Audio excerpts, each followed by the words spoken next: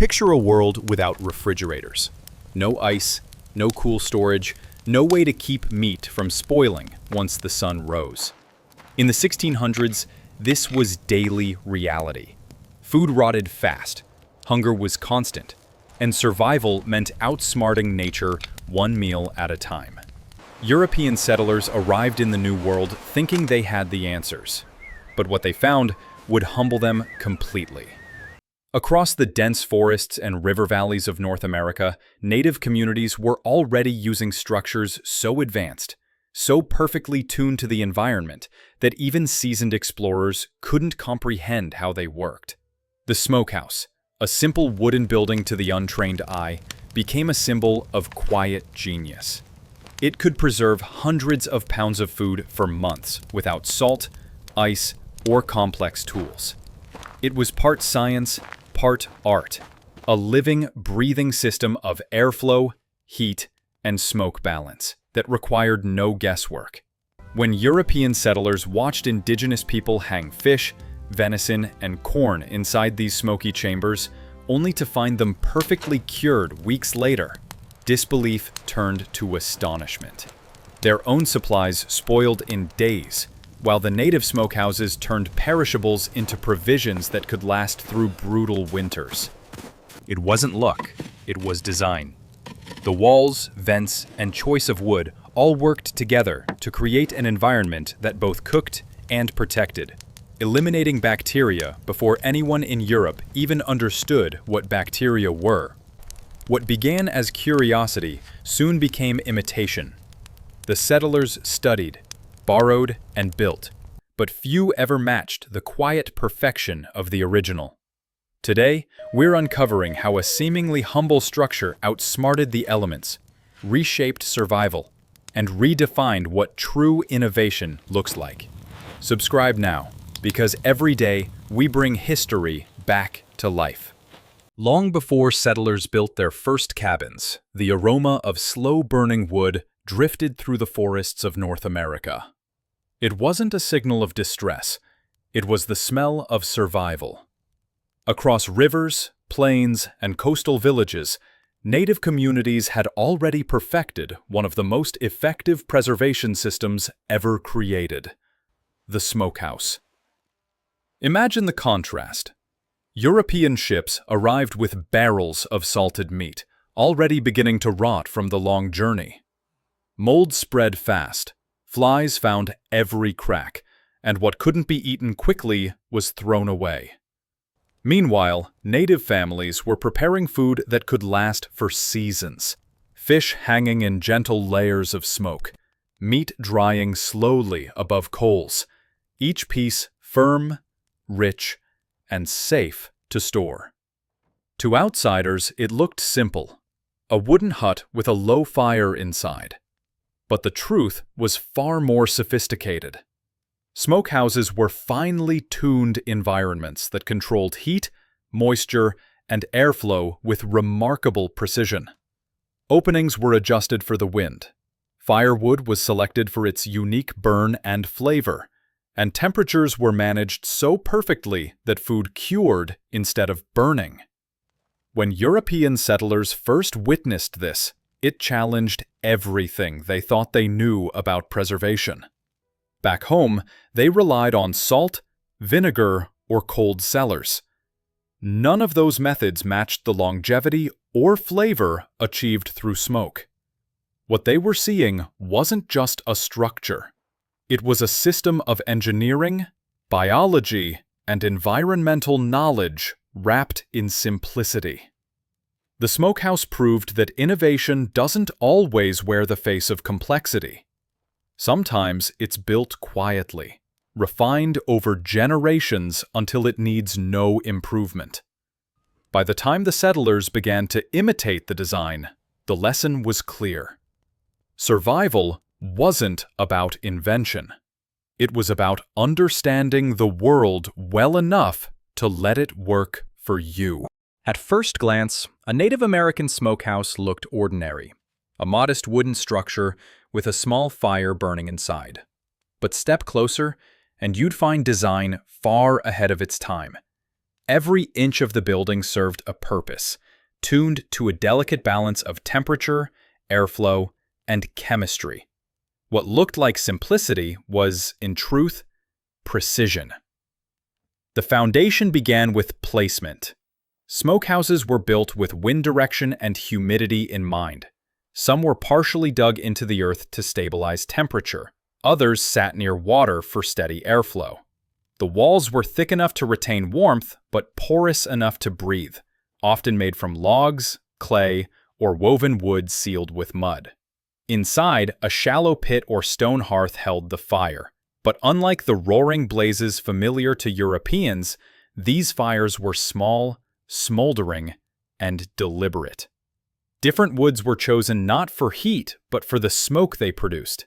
Hickory for long-lasting burn, alder for fish, maple for a sweeter finish. The goal wasn't cooking, it was transformation. Above, racks and poles were arranged in layers. Meat and fish hung where smoke was densest, yet heat was lowest. Air vents, sometimes no more than hand-cut holes or slits in the walls, allowed constant adjustment, a natural thermostat. Too much heat and the meat dried too fast. Too little and mold crept in. Native builders managed that balance by instinct, reading the color of the smoke and the scent of the air like expert craftsmen. It was a self-regulating ecosystem, simple, effective, and endlessly renewable. Settlers, armed with iron pots and European pride, were stunned. This wasn't primitive, it was mastery. In a time before thermometers or blueprints, native engineers had already built the perfect food-preserving machine, using nothing but wood, patience, and understanding. When European settlers first witnessed the Native American smokehouse in action, they were stunned. Many arrived from societies that considered themselves the height of progress, builders of ships, cities, and trade empires. Yet here, in the heart of the so-called New World, they found something their own systems couldn't match. A structure so efficient it could feed an entire community through winter without a single grain of salt or block of ice. The settlers' own preservation methods quickly failed them. Barrels of salted pork spoiled in damp weather. Fish dried too quickly under the sun, turning brittle and tasteless. Insects infested their stores, and what little survived was barely edible. Meanwhile, they watched native communities open smokehouses filled with cured fish, venison, and game that smelled rich and smoky. Food that remained perfectly preserved for months. To them, it bordered on magic. But what they saw was the result of centuries of refinement. Indigenous builders knew exactly how to control humidity, prevent rot, and create smoke that purified rather than scorched. The settlers' first reaction was disbelief, followed by imitation. They tried building their own versions, copying what they saw, but without the same understanding of wood choice, airflow, or timing, their first attempts failed miserably. Eventually, they began to learn. They adopted smaller fires, adjusted their venting, and even borrowed local wood types: cherry, alder, hickory, each adding its own preservation qualities. The success changed everything. With better storage, supplies lasted longer, hunger decreased, and communities grew stronger. In time, what began as astonishment became admiration. The simple smokehouse had quietly outclassed Europe's most trusted techniques. And for many settlers, it was the first undeniable lesson that the people they'd underestimated understood the land and survival far better than they did. For Native American communities, the smokehouse wasn't just a tool. It was security, stability, and freedom from the unpredictable turns of nature. In a world where winters could last half the year and game might vanish without warning, the ability to preserve food for months changed everything. Smokehouses turned abundance into endurance. When hunting and fishing seasons were at their peak, entire families worked together to prepare for the colder months ahead. Hunters brought in venison, moose or bison. Fishers returned with salmon, trout, or sturgeon. And gatherers contributed corn, squash, and roots. The smokehouse became the heart of seasonal life. Strips of meat and fish were hung in rhythmic rows. Fires were tended carefully day and night, and the air filled with the steady perfume of hickory, cedar, or alder smoke. This wasn't only about survival. It was about community. People gathered around the process, each role essential. Children learned by watching. Elders supervised the curing. And traders arrived to exchange goods for smoked provisions that traveled astonishing distances without spoiling. These smoked foods became valuable trade items, forming part of a thriving economy that stretched across tribes and regions. During harsh winters, when hunting was impossible and plants lay buried under snow, these preserved stores kept communities alive and strong. The smokehouse transformed scarcity into security. It allowed mobility, trade, and resilience, turning what could have been a desperate season into one of continuity. When settlers struggled through their first winters, native families thrived quietly beside them, fueled by methods refined through centuries. The smokehouse wasn't just architecture. It was a declaration that survival could be built, maintained, and shared.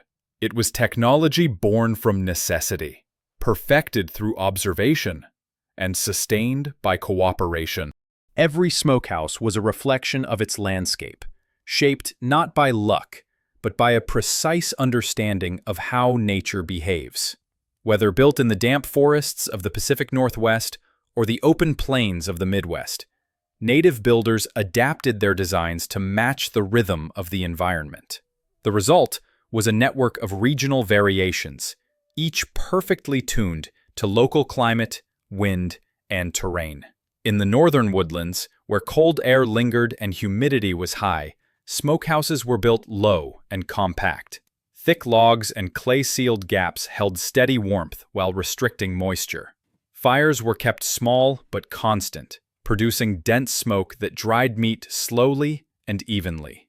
The combination of cold air and steady smoke created food that could last the entire winter without decay.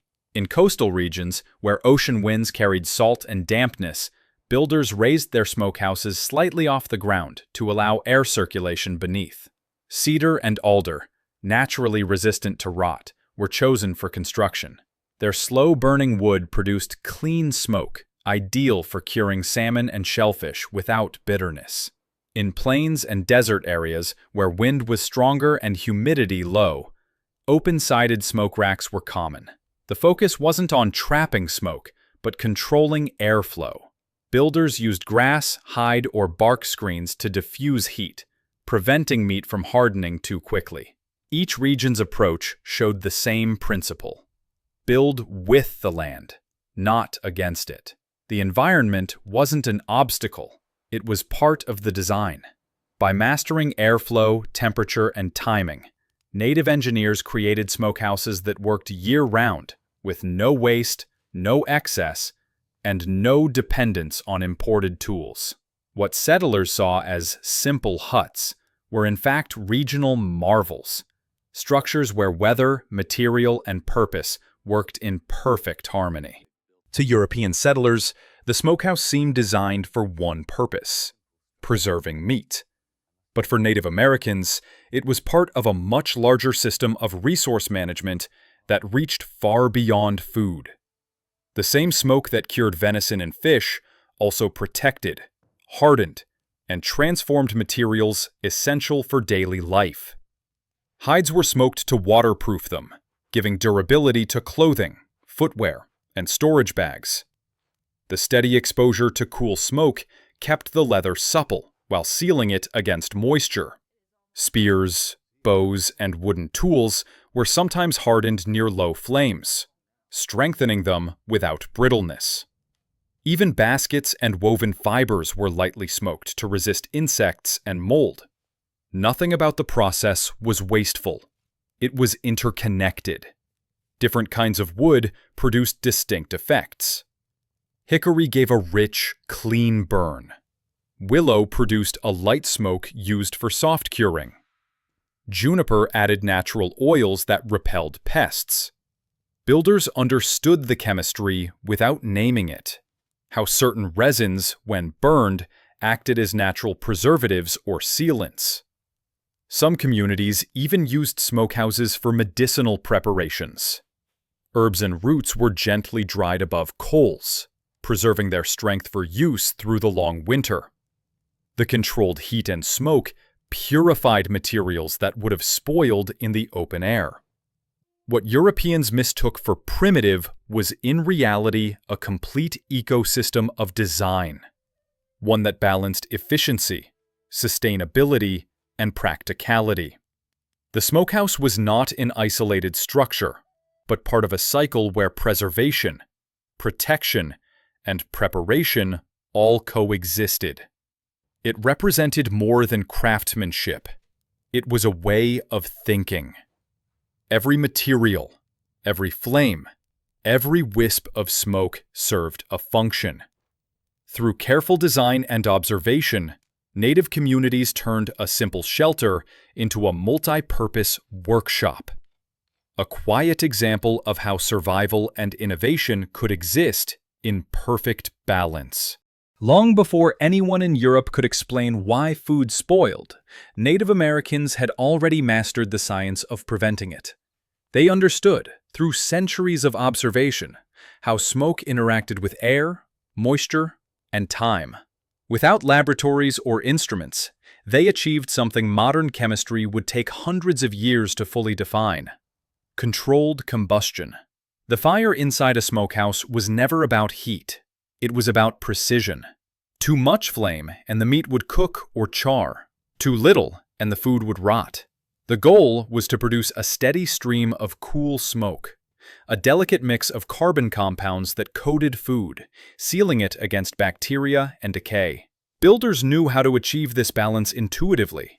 Damp wood created thick smoke, while certain barks added subtle acidity that discouraged mold. Adjusting airflow by widening or narrowing vents controlled both oxygen and temperature. They learned which woods produced smoke with the right chemistry: hickory for strength, alder for balance, maple for sweetness. Every fire was, in essence, a carefully managed chemical reaction. Even the structure of the smokehouse enhanced this science. The air entered low and exited high, creating a natural convection cycle that pulled smoke evenly through the chamber.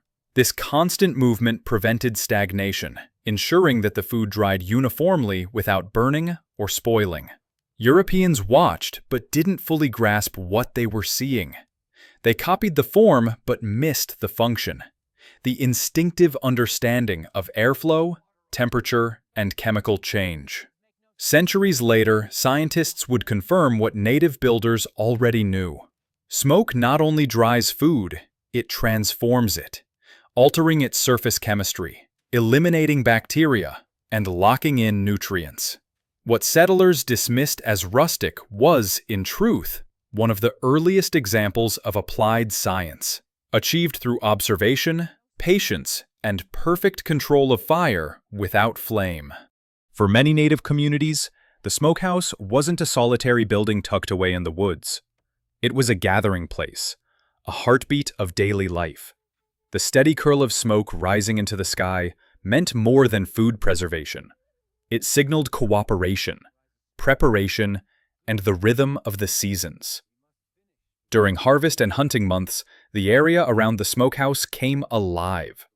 Families worked side by side, trimming meat, cleaning fish, preparing racks, and tending the fires that needed constant watch.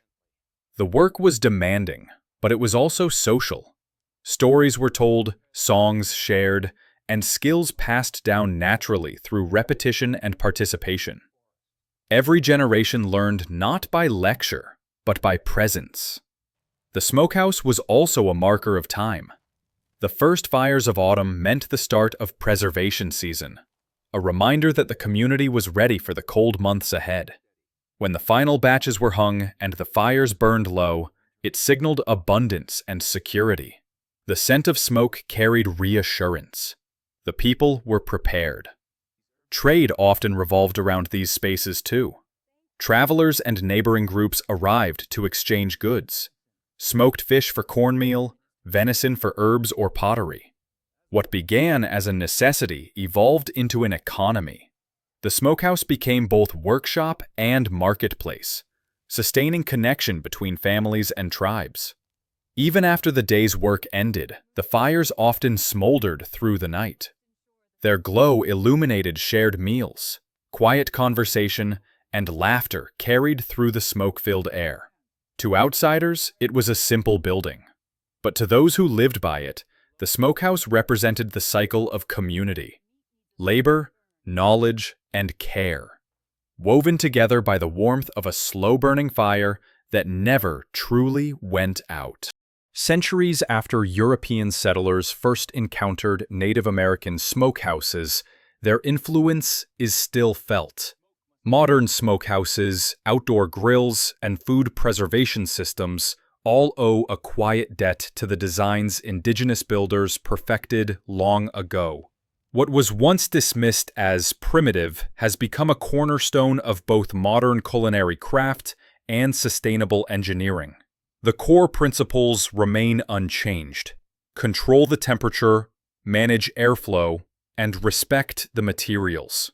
Today, chefs and artisans recreate these age-old methods to achieve flavors and preservation results that no electric smoker can match. What they often rediscover in the process is what native builders knew intuitively. Smoke is both tool and technique, and mastery comes from patience, not power. Across North America, indigenous communities are reviving traditional smoking practices. Some do it to reconnect with ancestral foodways, others to demonstrate the relevance of their ancestors' engineering in an age dominated by machinery.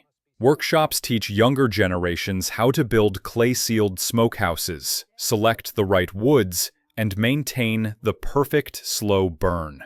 The results are both practical and symbolic, living proof that traditional design still holds its place in a modern world.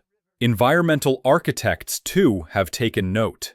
The efficiency of natural ventilation and passive heat management in these smokehouses mirrors the goals of contemporary eco-design.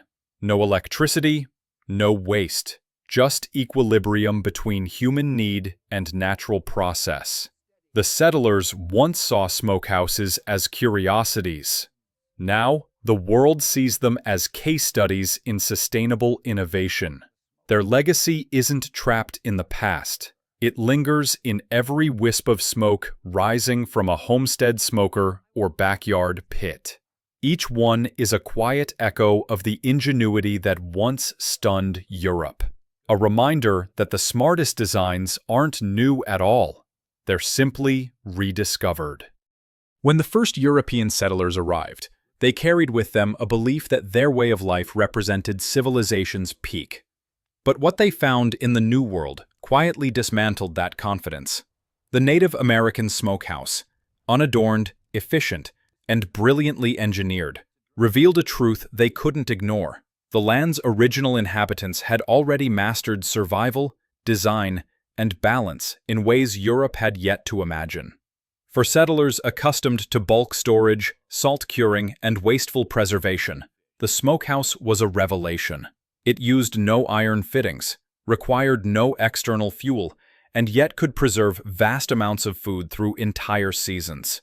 It combined architecture, chemistry, and environmental awareness into one self-sustaining system. It was practical perfection, and it worked every single time. European carpenters tried to replicate it, but their early copies often failed. They focused on structure while missing the subtle logic behind it, the control of draft, the exact thickness of walls, the selection of wood that produced the right temperature and smoke density. It took years of imitation and observation before they understood that what they had dismissed as simple was anything but. This realization changed more than their preservation methods. It reshaped their perception of the people they had underestimated. The smokehouse became an early bridge of understanding, a lesson written in timber and smoke.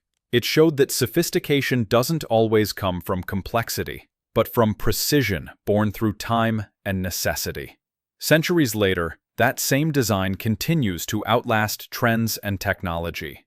The settlers may have brought ships, tools, and ambition, but the people they encountered brought something far greater: mastery of environment through quiet, flawless design. The smokehouse didn't just preserve food, it preserved proof that innovation can exist anywhere understanding runs deep. Centuries later, the smokehouse still stands as a quiet monument to design that worked, not because it was complicated, but because it was perfect. It needed no blueprint, no nails, no wasted effort. Just knowledge passed through hands and seasons until it could outlast empires. European settlers came seeking new worlds to conquer, but what they discovered instead was a world that had already solved the hardest problems of survival: how to build with purpose, preserve with precision, and live in balance with the land. The smokehouse didn't shout its brilliance. It whispered it, through every curl of smoke that rose into the cold air. Even now, its lessons remain. In an age ruled by machines, we still crave what those ancient designs gave freely: sustainability, simplicity, and reliability. Architects study it, chefs honor it, and anyone who's ever stood beside a slow-burning fire, watching food transform through patience and care, is unknowingly keeping its legacy alive. These were not just shelters or ovens. They were proof of human understanding at its finest. Design born from necessity, refined through time, and executed with quiet mastery. So, the next time you see smoke rising from a modern grill or smokehouse, remember, that line of innovation began long before steel or science claimed credit. It began here, with hands that shaped wood and soil into something greater than invention: a partnership with the earth itself. If this story changed how you see history, subscribe now, because every day we bring the past back to life, one untold innovation at a time.